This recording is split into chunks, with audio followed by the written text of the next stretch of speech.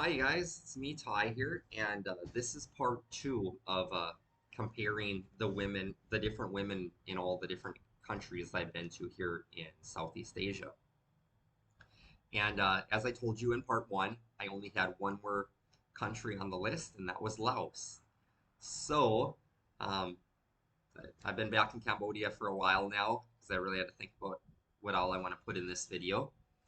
And um, to be completely honest, with Laos there, none of my roommates ever, living throughout Asia, have ever really talked about Laos much. It's something you specifically have to ask them about. Like they'll talk about tons about Thailand and Vietnam, but obviously it just never left that big of an impression on all those people. Well, I asked one of my friends from Germany that's lived in Cambodia here for years, and I asked him, "How are the women in Laos?" And he's like, um, "Laos women are number one." And I was like, oh, okay. And then when I was living in Vietnam, one of my Russian roommates, who always has to make his border run, and he goes to Laos quite a bit just for the border run, I was like, um, how are the Laos women? He's like, Laos women are the best. And I was like, oh boy, this is looking good. I'm anxious to go there. I don't even know what these people look like, anything about them. So I flew into Laos, and I um, go through, and that airport is so tiny, you guys. When you fly into Laos, uh, like we didn't even go through a terminal. Like the airplane stopped out on the runway, and they rolled up the ramp to us, and we walked down the ramp and walked across the runway, and walked into the airport. So that's and for flying out of Laos, there are only three terminals. There's only three planes that fly out of Laos. So we're all in one room. So you don't have to worry about like your flight getting changed from that that plane to that one because you can see the other plane, all three planes there. You're all sitting together. So um, when I got there, like I said, I only expect to get a 30-day visa. The immigration officer gave me a 60-day, in which they give everybody a 60-day. I talked to a bunch of girls from Germany and stuff that were on vacation there for the first time too, and they're like, "Yeah, we only needed 10 days, and they gave us 60 days too." So they really want people to come there and spend money on the apartments and buying food at their local grocery stores. So um, the women there, what I found there was like when I looked at the women, I was like, I'm in Thailand. These are Thai women, except for one difference though. They are like in Thailand. I've always had a soft spot in my heart for the Isan women. They're the farm girls that come from up north, and they have the round face. And of course, when a girl has a round face, she has a very broad smile. And I I think they have the most beautiful smile. It just melts my heart. I love it when a girl smiles a lot. And whenever I tell all my son girlfriend friends, in Thailand that or whatever, that's like, oh, I love your smile and all that, and all that, and they're like, and that round face, and they're like, uh, it's from eating all the sticky rice. They're like, it gives us a strong jawbone or whatever. Because in Bangkok, um, the girls there are like they have more of an oval face because the Bangkok girls are built different than a Song girl. They're super thin, like extremely petite, And when you're that thin, you don't have that round of a face, So um, so yeah, I was just in heaven there. Like here, it's like pretty much all the girls are Song girls there because they're so close to Thailand and then you got a lot of Thai people crossing the border too to get groceries and stuff in Vientiane as well because they're all part of the ASEAN nation, so they can freely cross the border without having to pay the $40 visa or whatever like we do um, as as foreigners.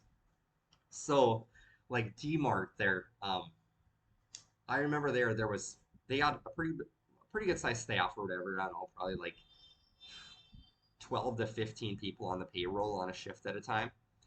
There was five women working there that I was so attracted to. I couldn't choose which one to ask out, so I asked all of them out, of course. So that's how high percentage there. Because I mean, coming from like Bangkok, Thailand, you go to a store and you might see one pretty girl that you want to ask out, or maybe none, but five of them in one spot. So I was just like in heaven there. It was like paradise, so much eye candy in Laos or whatever. But one thing I noticed about Laos compared to like some of the other countries, I did not see any foreigners pushing baby strollers around. And that kind of bothered me in the back of my mind. Because coming from here in Cambodia, where all the time I see men from Africa and men from Europe pushing baby strollers, and they are so happy. So they're starting a family here. Well, my entire time in Laos that month, I have had yet to see a foreigner pushing a baby stroller. So obviously, in Vientiane anyways, the Lao women are not having babies with foreigners. And another thing I noticed was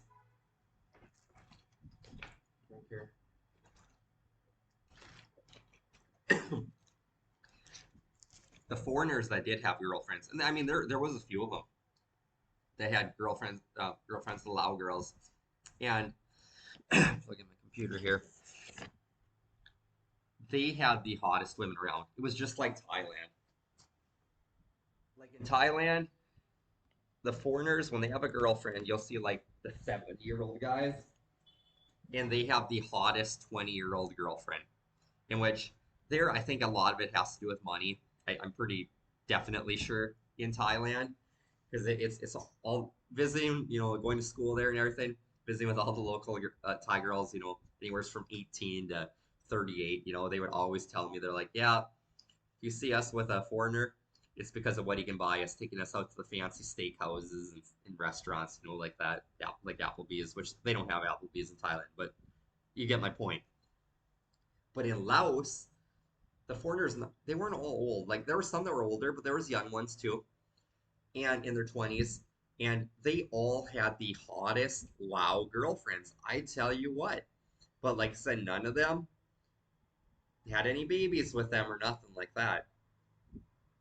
Um, then I ended up meeting a foreigner, and he's a younger guy with his Lao girlfriend, and his Lao girlfriend has a little 6-year-old son, and I asked them about their situation. He's like, well, honestly, I was like, how did you get your girlfriend? And he told me that he was living in his hotel and for 3 months, and the receptionist girl working there, she he got to know her and be friends with her, for 3 months, whatever. That's all that it was. And after 3 months, whatever, he was at the bar one time and he ran into her um, with some of her friends or whatever. They decided to grab a drink after work. And he asked her out, and it went from there. And the thing about it is, and I was like, so I was like, I moved to Asia because I want to start a family. I was like, I've never been married, no babies yet. I want to have kids of my own, and I want that, and with he's like, yeah, I'd like to have babies too with my Lao woman eventually, and she was sitting next to him, and I was looking at both of them, and I saw her eyes roll, just kind of the look on her face, like I don't want to have babies with this guy. I want to have my babies with a Lao man, probably, or whatever. So, and this guy was a good looking guy. I mean, had all of his hair, yeah, just good looking guy, and fit, good in good shape, and all that. So, like, I'm almost wondering, like, do they want to have their? Is this like Thailand, where the Thai girls tell me, we want it. We'll date a foreigner, but we're gonna have all our babies with the Thai man. So maybe it's there. I'm not for sure. Like I didn't get to visit with that many of the Lao girls. One of my roommates, she was 20 in Lao, and she came from one of the northern provinces. So I asked her a little bit about stuff. So she'd be more the person that like I got my experience of asking stuff from because I usually like to get stuff straight from the horse's mouth rather than just try and make an assumption. So And then my dating scene there, I did have a few of the girls ask me out, but they weren't like the really attractive ones. They were like the heavier weight ones, and every single one of them had babies from a previous marriage. And I told directly, flat out told them, I was like, um, I'm not interested in starting a family with a woman that's got kids. I was like, I could have had babies with any of my old girlfriends, and I made sure that I didn't screw up on that. That's like, I want to have my own. So that's where that was. And I did go out on a date with one of the local girls, and um, we hooked up. And I think that it was like I really liked her. I was because I was looking at getting my own place then because this girl was so hot, and she was 2 years younger than me. She's 38, and just fit like because like we went to the hair salon, um, and I never paid anything for the hair salon or anything like this. Um, like I said, she was just really nice, and she was in there, and she was really small. Probably, boy, I don't know if she was even up to my nose, but just super petite. Toothpick legs on her, toothpick arms, no ass on her, narrow hips. The kind of woman that I like, you know. And in walks probably this 25-year-old woman. And her husband or boyfriend, whatever, he works at one of the power plants up in like Luan, Prabon, or whatever, one of the cities up north. And you could tell that this Lao couple, they had money. And so he stood outside by the motorbike, kind of looking around and all that. He was dressed up nice. His woman there, she was dressed up nice too. And she was taller than my woman, and she was thin. But just because the girl that I was with was that small and petite, that hot Lao girl could not even compete with this 38-year-old that I was with here.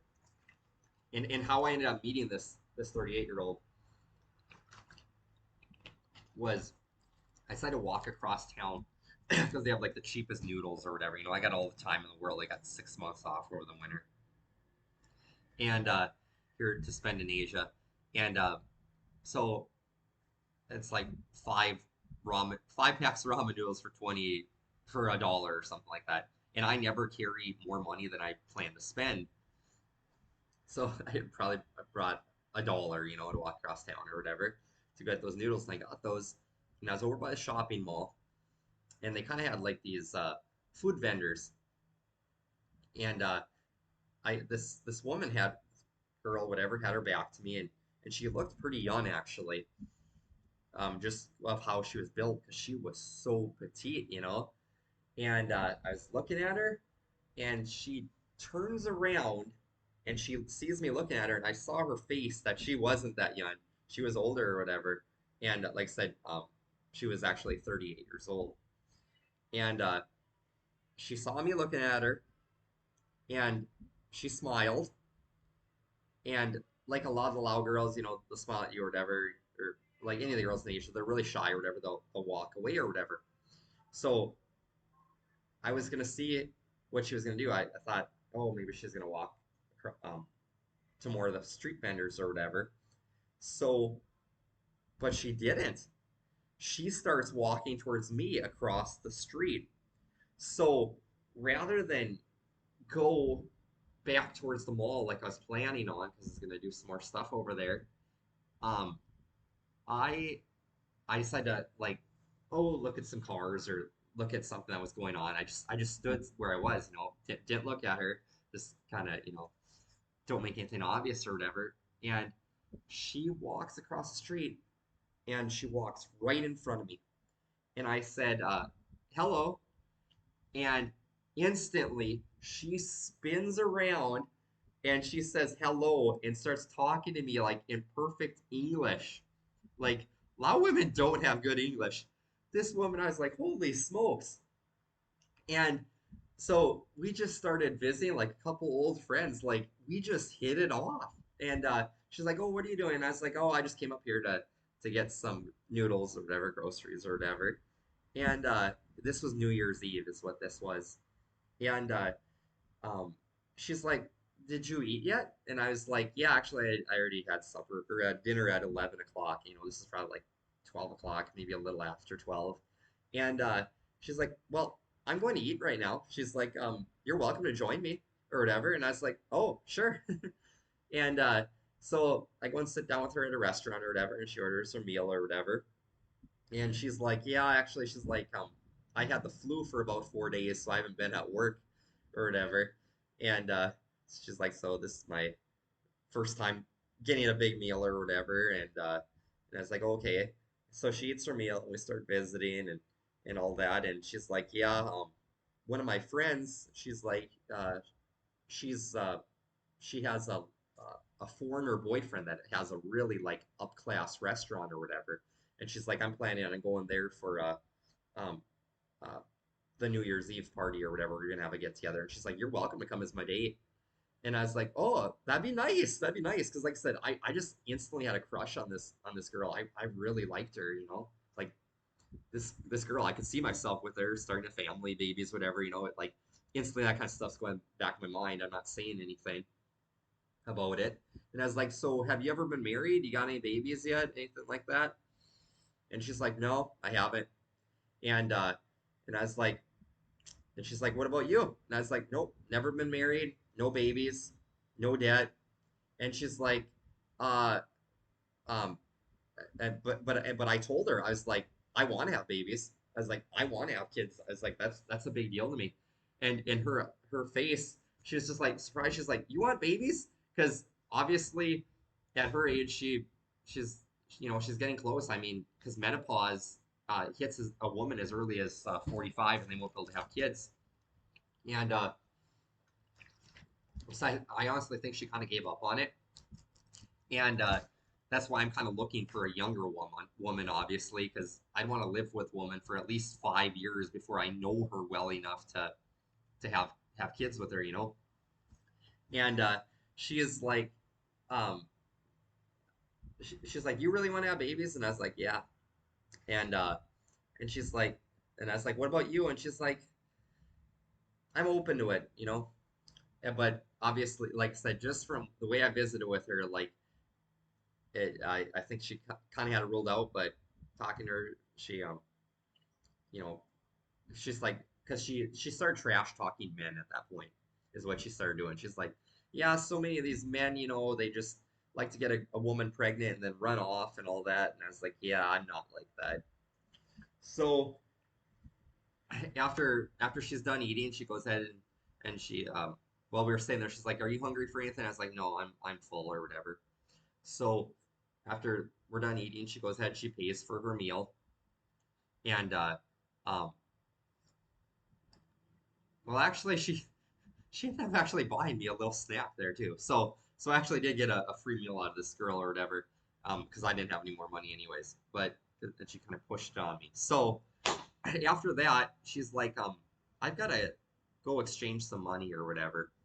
Um, and I was like, "Okay." And always in the back of my mind, um, I always think, you know, like, is this girl trying to hustle me for money, you know, pay for some stuff for her? This girl didn't do anything like that. So, and then also when we were talking, she was like, I was like, "Do you have a motorbike?" Because I always ask the girls, you know, because most of the girls I hang out with here in Asia, most of them actually don't own a motorbike. They don't own anything.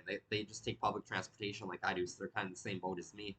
And this the one thing I noticed about like the Laos girls, you know, visiting with some of the university girls there when I'd be outside of the uh, convenience stores visiting with them, they're like, "Oh no, we own a car." A lot of them. Well, this girl here, she's like, "I own a car." She doesn't own a motorbike. And instantly, I kind of had negative feelings towards this woman because, like I said, my requirements for a woman for starting a family is never married, no babies, and no debt.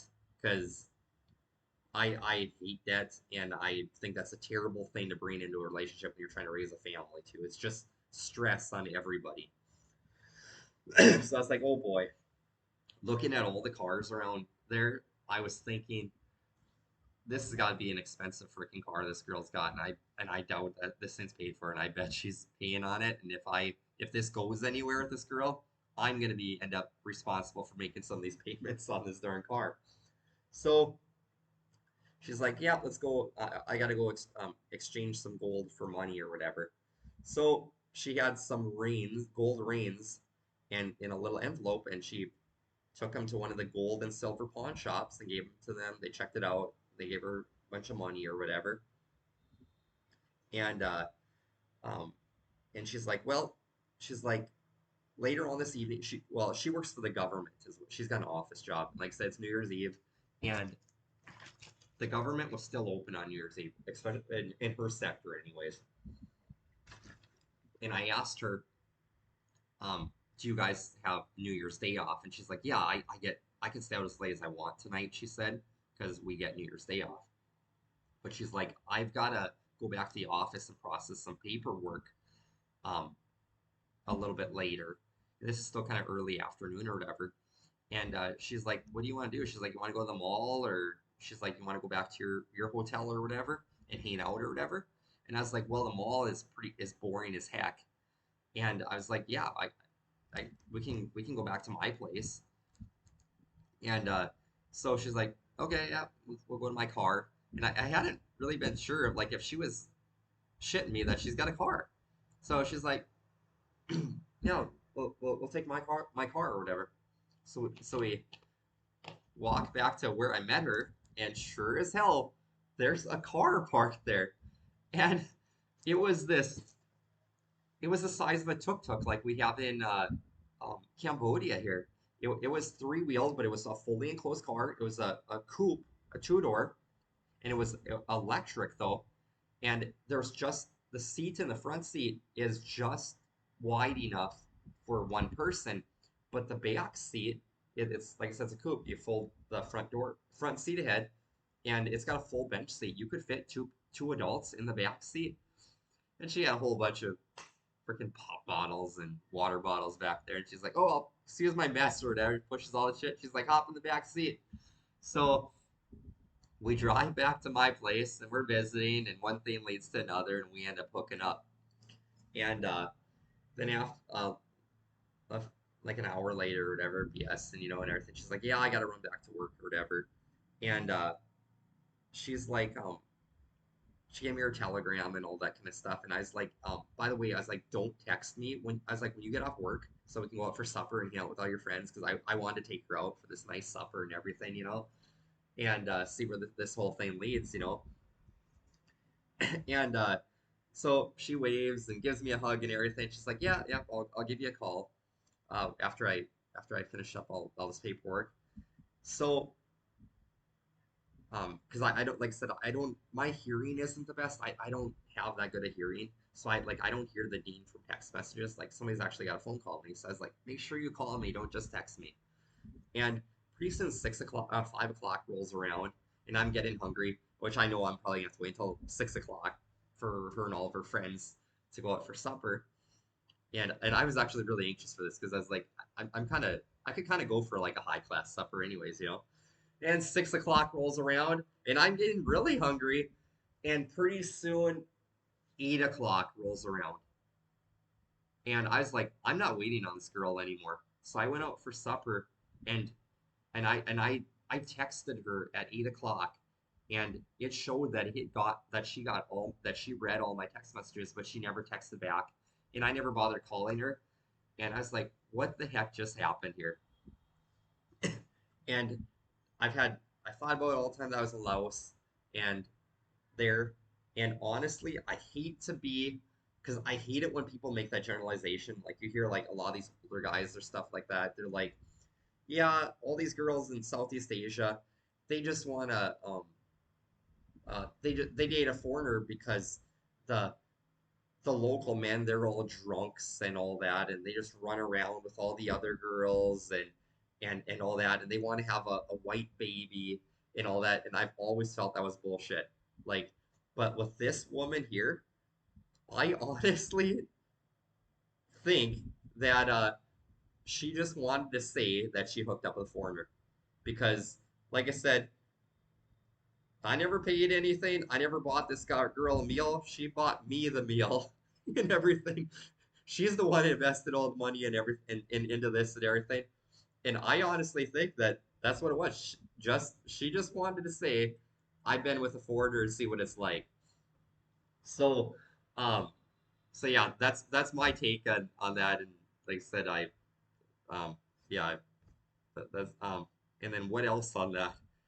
So me as coming as a guy, I was actually kind of bummed out about it. I mean, uh, I'm sure I'm glad I got lucky, you know. Um, all those guys, heck yeah, there. But I was like, I kind of wanted to date the girl too, so it could have gone a little bit better in there. So it wasn't all a loss. And then as for like all the other girls, that ask out and stuff like that, they were all friendly and like I didn't want to scare any of them off too. Like even the girls at D-Mart, especially the one that I really liked before I even asked them out, I wanted to make sure I bought my groceries there every day, multiple times a day, anyways, um, to say hello and visit with these girls or whatever. But whenever I would actually ask them out, like the first one I really liked, um, she told me she ended up having a boyfriend. Which did she have a boyfriend or not? Because she didn't have a ring on her finger. Because there's a lot of the girls at D-Mart that did have a ring on their finger, and of course I didn't ask them out. And any girl I've ever had in the United States, my old girlfriends, and even in the Philippines, when they were dating me, I didn't have to ask them. My girlfriends always put a ring on their ring finger, just to show that they were taken and had a boyfriend. But like the Lao girls, everything be going good. Know them for a few days, just little chats like that. But as soon as I would ask them out, instantly they would like lock up or whatever and walk off, like almost like they were too good for me or something. I don't know. So it kind of felt like kind of that Western mentality where they were putting themselves on the pedestal, like they're too good for a person. And like I always say, quit trying to sell ice to an Eskimo. Go where you're actually wanted, like where somebody desires you or whatever. So, like I said, Laos, it's like Thailand, but different. Because Thailand, you see all the foreigners, like I said, with um with a hot girl, but you know that it's because of him being able to take us to fancy restaurants, spoil us, all the other bullshit, just like in the United States. But here in Laos, I didn't feel any sense of money being involved in any of this. I don't think those girls are after money. Um, the like saw lots of foreigners with them and everything, but I don't think that it was them buying them stuff.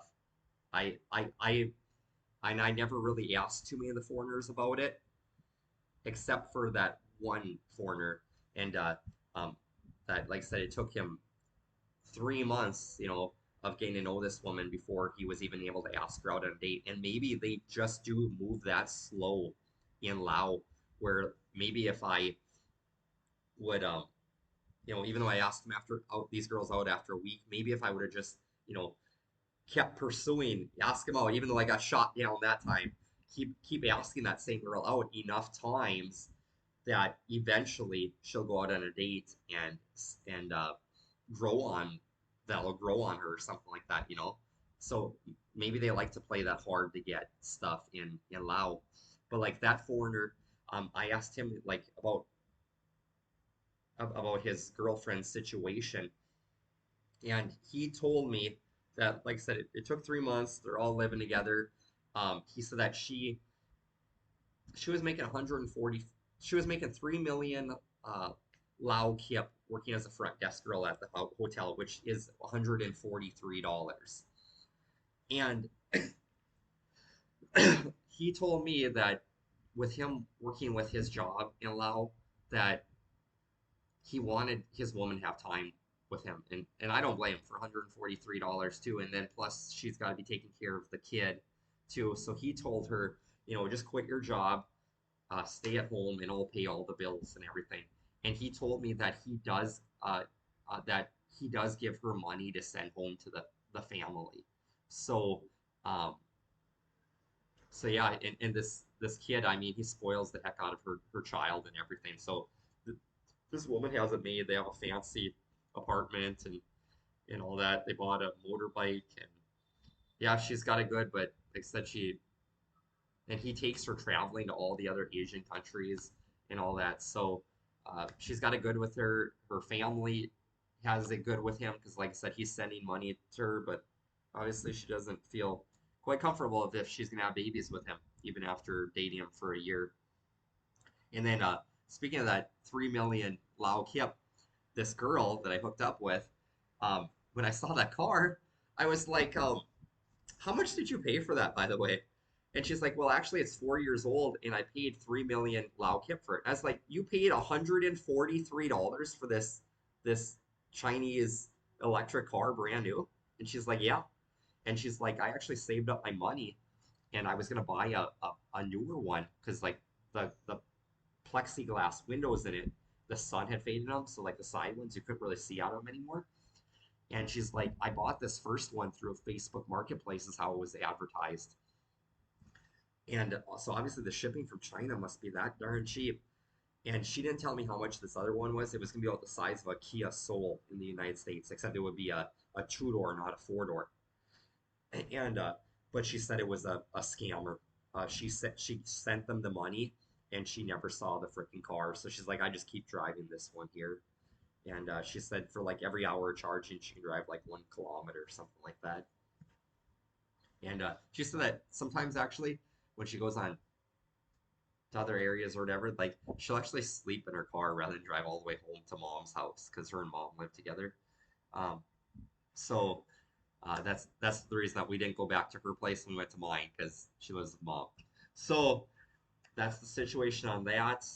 And can I think of anything else about it? Okay, the 20-year-old um, that I have as my when my roommates at our hostel, who was Lao from way up north and came down there, I asked her about some of these situations and stuff like that. And I was like, I haven't seen any foreigners pushing baby strollers. And she's like, well, it comes down to here in Laos, she's like, some women might be interested in dating a foreigner. And she said some. So what I interpreted out of this, my conversation, I was visiting with her, is not that many Lao women are interested in a foreigner. I think that most of them want to start family with a Lao man. But she told me the Lao women that are interested in a foreigner and having babies with them or whatever, she's like, that's something that you'll probably see more in the province. Because she said a lot of like, um, a lot of Korean men actually. She said they'll come up to the small province towns and they'll pay a dowry or whatever, and they'll marry a Lao girl and they'll start a family and have babies up north. And I don't know like what percentage or how many, but she's like, and maybe she just freaking hears this. Maybe she didn't even run into this. Just um, so maybe in her village, she's probably never even seen a foreigner dating them. But yeah, she came down south to Vientiane to make money and start looking for jobs. And the job she had taken was she became a barmaid, is what she did. And that's the kind of suggestion. She's a good looking, thin woman, only about 5'2", just really pleasant. Her English is pretty darn good too, you guys. And um, our landlord, with him, he tried to get her a job with one of his friends that owns a bar, but she didn't want to work at that one. She said go to work at a different one. And me, I was going to tell her, if you're looking for fast money, if you're coming from a poor area, first thing is go work as a barmaid or go work at the massage parlors. Those are the two jobs that are going to pay you the best around there and easiest for a young, pretty girl to get a job or whatever. So she went to go work there. And the thing that I noticed about the lot of, yeah, I should probably talk about the nightlife there too, is the bars there, they usually only have one waitress working in them. These bars are so tiny, and most of them don't even have a single person in there drinking. If there is somebody drinking in there, it's one customer. One guy's drinking in this bar. And she's like, yep, I work 4 hours in the evenings. I get off at 8 p.m. at night. So she starts work at 4 and works um, till 8. And I was like, how was your night? do you have many customers or whatever? And she's like, ah, I had six customers in there, and um, and she's like, and I was like, well, I was like, that's terrible. I was like, how did you make any money? And she's like, oh, I did good. Six customers, I made good money or whatever. And I was like, oh, okay. And so obviously the bar girls must make more, or the barmaids must make more money than the person thinks or whatever. But yeah, as for the nightlife there, you guys, there really isn't. Right next to Siam Night Market, there's a street that goes up and down to Riverside, and they have a couple like big foreigner bars there. I think one's called like Sugar or something like that, and that's about it. Um, Go out drinking there and visit with the girls there, and then like so they have massage parlors, but it doesn't look like they have many customers there either. So this is nothing like Thailand. It's they don't really have like that scene or anything. It's more of a probably conservative, I guess. But one thing I must say though, for being in Laos, Vientiane, the women do dress very nice. Um, it's not like Cambodia where everybody's just like dresses like super casual. Because like you go to Thailand and everybody dresses like really sexy. For the most part, in Laos there, the women I thought they dressed pretty sexy too, and all of them walking the night market and everything, just normal girls there, you know. So um, okay, so do I think you should visit Laos? Definitely put it on your list. Um, and then as for the women, I'm gonna say the two best countries if you're looking to have babies and start a family, the best dating scenes in the world are gonna be the Philippines and Cambodia because of the simple fact, like people can say what they want, but actions speak louder than words. And those two countries, you see foreigners having babies with the locals like crazy. Like I said, I see so many men from Africa and so many men from Europe pushing baby strollers here in Phnom Penh, Cambodia, and they are so happy. And then um, from my time living in Manila, Philippines, I admit that like I was in the suburbs where it all connects to Manila, and I only saw one foreigner the entire time I lived in the Philippines there, and he was a black man from America. And I didn't see him pushing a baby stroller or nothing because I didn't run into foreigners.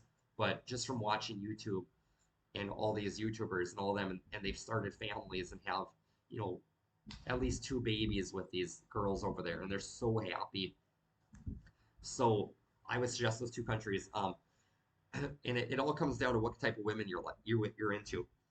The Philippines, that is it's Mexico. It's Hispanic is pretty much what it comes into. If you like a girl with a booty and a big chest to go along with it, go to the Philippines. And that's kind of what their infrastructure is too, and their food and all that, which um, I'm not really into that. I'm not into that.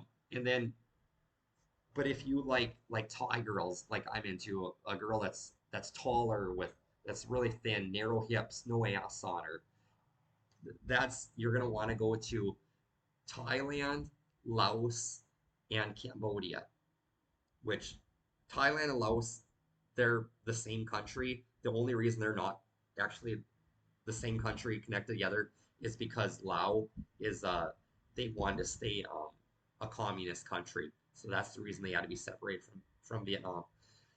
And being in Asia so long, I can tell the difference physically of if somebody is from each country. And Cambodia, like I'm gonna say that they all look similar, like that Thai, Lao, and Cambodia people look similar. So if you like the look of a Thai girl, come here to Cambodia.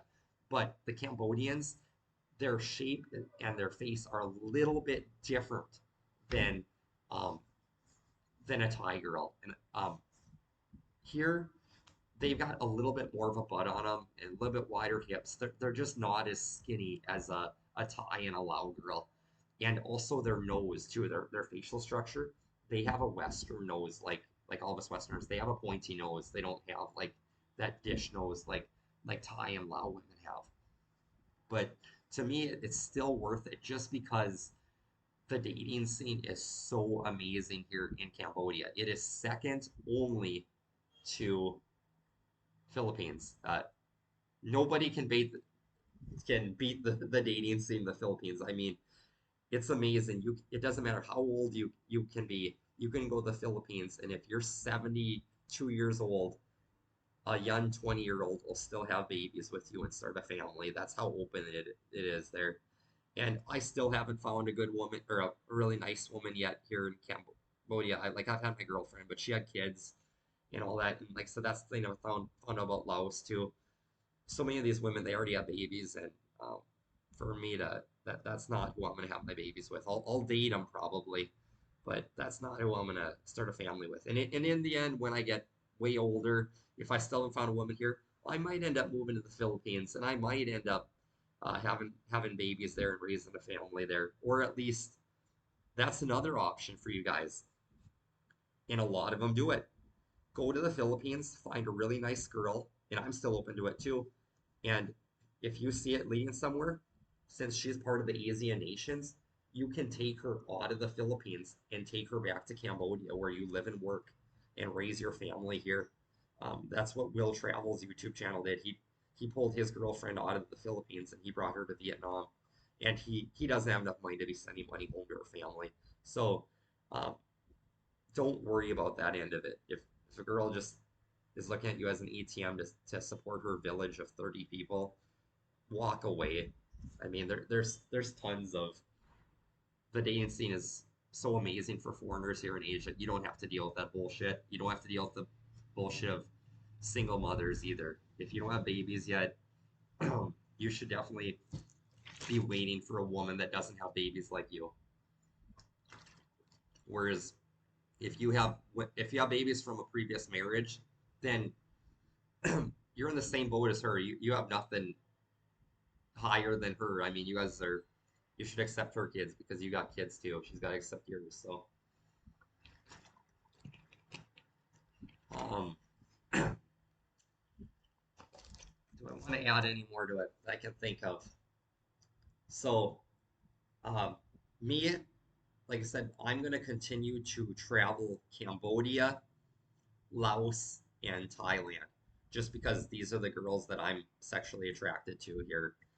Um, so, and like I said, even though I mean Thailand for the most part, they want to have their babies with a Thai man. You never know. You could find a unicorn, and people always say go up to like northern Thailand, and those women are more open to like the age gap and stuff like that. But the thing about it is I'm a big city guy. I I like living in a big city where we have movie theaters and going out to my favorite restaurant. If I want to go to McDonald's or KFC or something like that and have some Western food, or want to be able to buy some Cheetos, you know, the big capital cities, they have that. Whereas you go out to these smaller province towns like, Paul in the Philippines, Old Dog Nutrix, one of my favorite YouTubers living in Dumaguete. Over there, they don't have access to all of that kind of stuff. If he wants a bag of Cheetos, he's not gonna be able to get that. He'll probably have to drive 6 hours to Cebu, Philippines to get a hold of that kind of Western food and that Western amenities that he likes. So I don't think I could live that way. I maybe visit it, but that's not where I want to call home. And like right now, Phnom Penh, Cambodia, it just has everything for me. It's got the movie theaters. I love going to the movies. It's got an ice skating rink here. It's three-quarters the size of our American one. I just went there the other day, and it's amazing. So Phnom Penh, Cambodia is an amazing dating scene here in Phnom Penh, Cambodia too, and beautiful women, and everybody's nice, and we don't have the pollution here, so you're not sick all the time, and we have access to so much Western stuff here, and the shopping malls here are amazing. They're just bustling with beautiful women. And like I said, we have so many shopping malls. We have three Aeon malls, which I've only been to one, since I don't own a motorbike and I only spend the 6 months of winter here.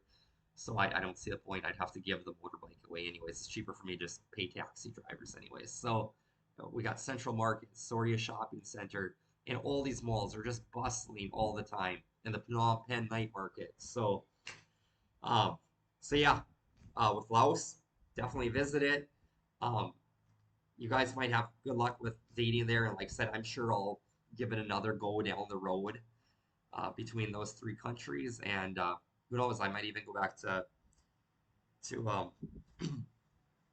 Philippines. So, all right, if you guys like this content, like, share, and subscribe, and I will keep kicking out these videos here from Phnom Penh, Cambodia. All right, take care.